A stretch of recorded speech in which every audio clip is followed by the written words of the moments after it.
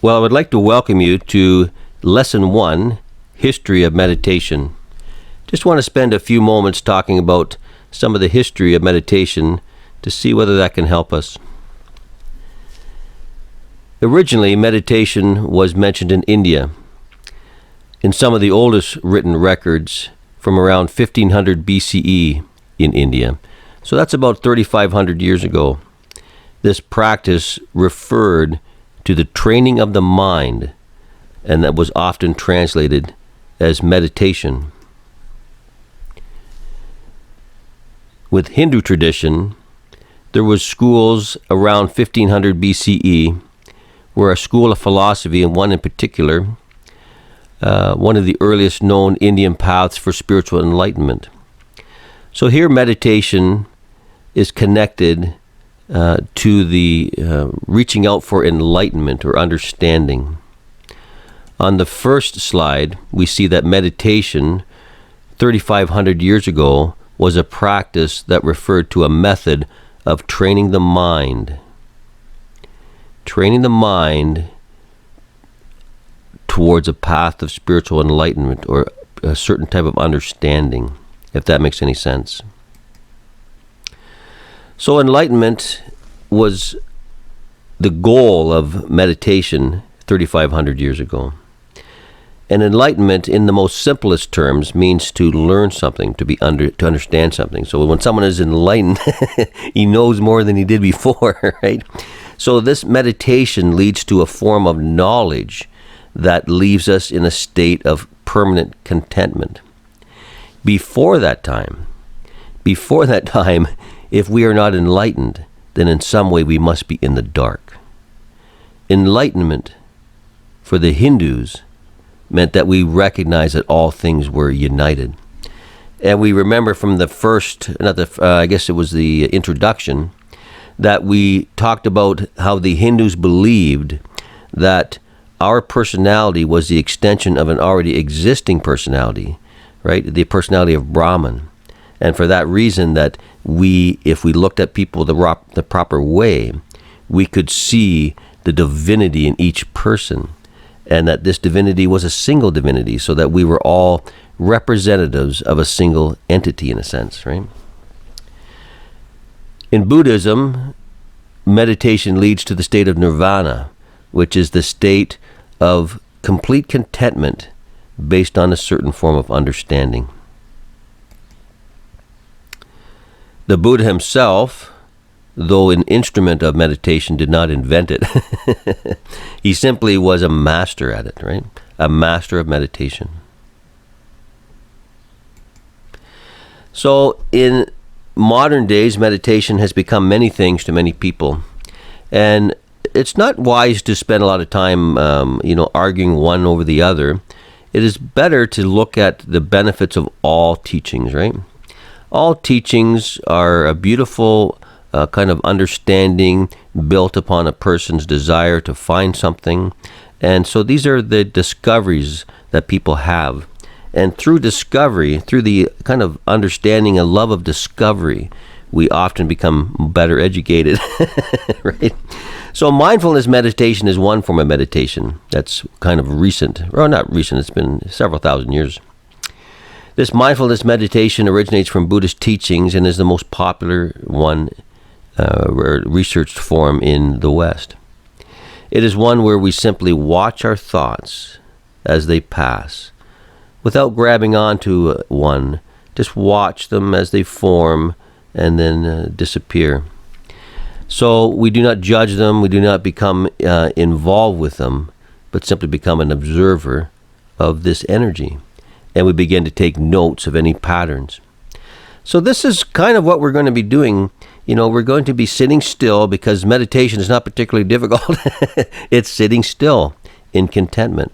But we're going to watch these thoughts form, and we're going to watch for any patterns that they may, or any sort of understanding that they may give us about how our consciousness is operating at this moment. There is also, of course, spiritual meditation. This is a meditation that is almost always related to religion in some sort. In some ways, this is a religious meditation too, because we believe that that the universe is conscious, and that it is an entity, and that we are an extension of a single personality. And for that reason, some may view that as God, but some may not. Some may view it just as a natural being, and that we are an extension of that being, no more than a tree. Perhaps we are a leaf that became a, and we, some beings some of those leaves may begin to worship the tree, right?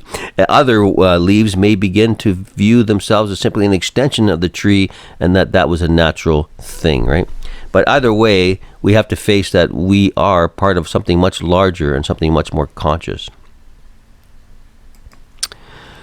There are also types of meditations called focus meditation, which is when we focus on one of the senses, or we can focus on something external like a candle flame.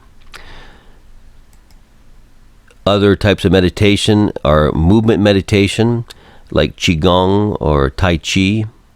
Mantra meditation, which is kind of the constant repetition of certain expressions, often a part of the Hindu faith. And these mantras can place us into certain higher states of thought. Transcendental meditation, popular in the 60s and 70s.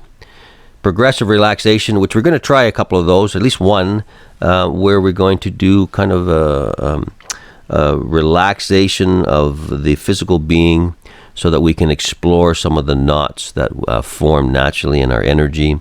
And this relaxation technique is very handy because knots can only be untied when the string is relaxed, right? Loving kindness meditation is another form of meditation. I teach a form of meditation where it's called walking from within, where we begin to express ourselves as only a part of a being walking within our own body, this world, and that we walk as an extension of this being. So we're walking within our own lives, right? And in that kind of way, we can look at the things, the parts of our own being that we care for well, and the parts of our own being that we care for poorly, and trying to bring some balance and loving kindness to those parts that we sometimes forget about. Visualization meditation is a type of meditation that where we can visualize something in our lives, and that through bringing energy to that item, or to bringing love and a sense of direction to it, that we can bring those visualizations into reality. Like planting a seed in a garden. The visualization is the seed that we plant, and then we water that visualization. We begin to do constructive things, and that visualization begins to grow into something real. So these are the types of meditations that the world offers to us today.